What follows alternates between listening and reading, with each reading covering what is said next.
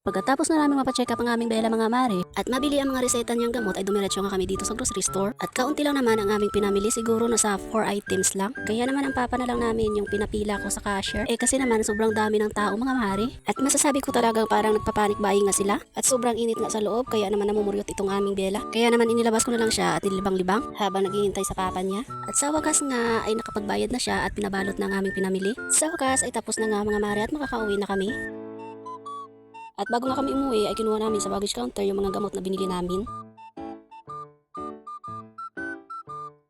Fast forward mga mare, pagkarating nga namin sa bahay, nagpahinga lang ako saglit at naglaba nga ako. At ang inuna ko ng laban ay itong mga uniforme at medyas ng aking mister mga mare. At para naman kahit hindi ko matapos lahat ng labahin ko ngayon, ang importante ay matapos ko ng laban itong mga uniforme ng aking mister dahil gagamitin niya ito pag Lunes. At habang naglalaba nga ako dito mga mare ay nagla-live naman ako sa isang earning app kung saan kumikita nga ako mga mare. Sayang din kasi kung tutunga nga ka lang buong maghapon at masasabi ko talaga na malaking tulong nga siya sa akin. Sipag at syaga lang talaga ang kailangan. Alam nyo ba mga mare na sa earning app na to dito ko kinukuha yung pambili ko ng mga diapers ni Bella at pagkain at may mga ilang gamit na din ako na naipundar dahil sa earning app na to. O siya mga mare, nagising na pala itong aking Bella. Ayaw niya sa papa niya kaya nag-iiyak yan dahil didede na siya. Kaya no choice na naman ang mama kundi ang tumigil sa paglalaba. At fast forward mga mare, mga bandang alas 4 na nga ito ng hapon ay binanlawan ko na nga itong mga uniforme ng aking mister mga mare at para maisampay ko na nga bago pa mag alas 5 at sobrang nagmamadali na nga ako at baka umiyak na naman si Bella. Napakaiyakin niya kasi dahil nga masama ang pakiramdam niya mga mare. Inuubot sinisipon kasi siya mga mare at halos wala na din akong maayos na tulog. Pero kahit ganun pa man ay kailangan nga nating lumaban dahil nanay tayo, bawal sumuko.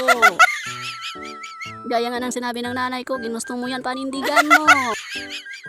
Pero tama naman ang mga nanay natin mga mare no? Bawal talaga tayo magreklamo pa. Tiho na lang gani ah. O siya mga mare, nagmamadali na nga ako dito dahil nag-iiyak na naman ang Bella. Si papa niya ang nagbabantay sa kanya pero hinahanap na nga ako. At ewan ko nga sa batang iyan, kapag wala ngang sakit ay si papa niya ang hinahanap niya. Pero sa tuwing may sakit nga siya ay lagi nga akong hinahanap niya. At gusto nga niya ay lagi nga sa tabi ko. At fast forward na naman nga tayo mga mare. Pagkatapos ko nga magsampay, kinuha ko na si Bella sa kanyang papa at tumambay nga muna kami dito sa ilalim ng mangga kasama ang aking pamangkin. At para na rin makapagpahinga kahit saglit dahil sobrang pagod ko nga ngayong araw. At itong aming Bella nga ay maganda na ang mood. At nakikita ko nga sa kanya na medyo okay na siya. Kaya naman kahit papano ay panatag na nga ang loob ko. At ako naman talaga legit yung kaba kapag may sakit ang anak. Hindi lang nakakakaba kundi nakakapraning pa, Diyos ko. At kita nyo naman mga mare, patawa-tawa na itong aking Bella pa. Kahit papano naibsa na yung kaba ko pati pagod ko. At habang nagkakasaya nga kami ni Bella dito ay may isa nga ditong problemado. Pinoproblema kasi ng pamangkin ko ang kamay niya. At ewan ko nga kung napano mga mare basta may nana nga. Sinasabihan ko nga siya na kumuha siya ng karayom dahil tutusukin ko nga para lumabas yung nana. Pero ayaw niya nga dahil masakit nga daw kaya hinayaan ko na lang. At ito nga si Bella ay may patakbo-takbo pang nalalaman. And thanks God dahil hindi na nga siya matamlay. O siya mga mare, hanggang dito na lang. Thank you for watching. Bye!